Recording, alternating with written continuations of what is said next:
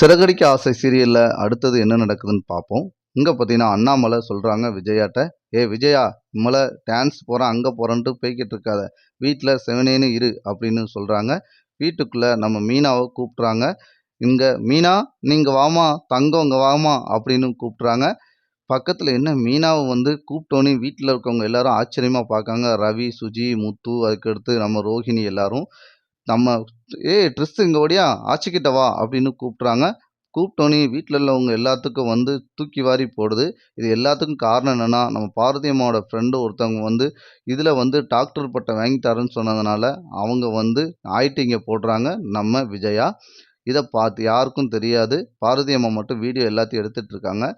ட்ரிஸ்ஸ தூக்கி வச்சு கொஞ்சுறத ரோஹிணி பார்த்துட்டு அதிசயமா பார்க்குறாங்க. "என்ன என்ன திடீர்னு ஆன்ட்டிக்கு என்ன ஆச்சு? திடீர்னு இப்படிலாம் பண்றாங்க?" உடனே பார்த்தோனே முத்தும் பார்க்குறாரு. "என்ன இப்படி நடக்கு?" மீனாவ கூப்பிட்டு வச்சு, "மீனா வாம்மா, உட்காரும்மா. நீ என்ன உனக்கு ரொம்ப நீ கஷ்டப்பட்டு நீலாம் எவ்வளோ தொழில் பண்ற. இந்தா என் சேலைய வாங்கி கட்டிட்டு போ. புது சேலை உனக்காண்டி வாங்கிட்டு வந்தேன். என் பழைய சேலை அம்புட்டையும் உன் கூட வேலை பார்க்குறாங்கல்ல, அவங்களுக்கு கொண்டு குடு."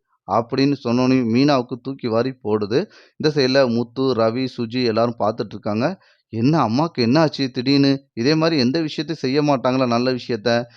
ஆன்ட்டி உங்களுக்கு என்னாச்சு?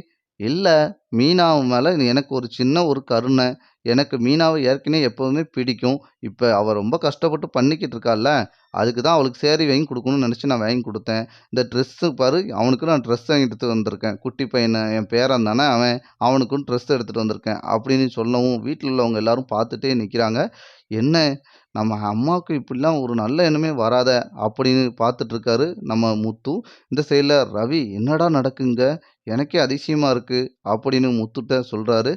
என்னன்னு தெரியல. என்னதான் நடக்குன்னு பார்ப்போமே அப்படின்னு பார்த்துட்டு நம்ம மீனாவ கூப்பிட்டு வச்சுட்டு சொல்றாங்க நம்ம விஜயா, "இந்தாம்மா உனக்கு சேலை வாங்கி குடுத்துருக்கேன்ல, அந்த சேலைய கட்டிட்டு நல்லா இது பண்ணிக்கோ" அப்படின்னு சொல்றாங்க. "நீ அடுத்து எதுனாலும் என்ட்ட நீ கேட்கணும்" அப்படின்னு சொல்றாங்க. பக்கத்துல இருக்க ரோகிணி, "என்ன திடீர்னு உங்க அம்மா மீனாக்கு மேல இவ்வளோ அக்கறையா எடுத்து செஞ்சுட்டு இருக்காங்க" அப்படின்னு மனோஜ்ட்ட கேட்குறாங்க.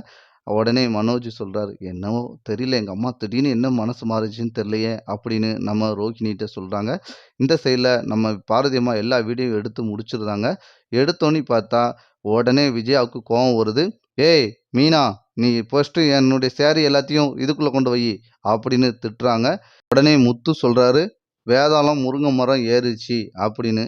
"என்ன வேதாளம் முருங்க மரம் ஏறுச்சா?" அப்படின்னு சுஜி கேட்குறாங்க.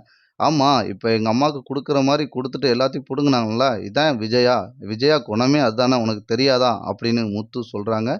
வீட்டுக்குள்ள அண்ணாமலை வந்தோனே, "பெரிய விஷயத்தெல்லாம் நடந்திருக்கு" அப்படின்னு சொல்லி முடிக்கிறாங்க. அடுத்தடுத்த எபிசோடு இப்படிதான் நண்பர்களே போப்போது.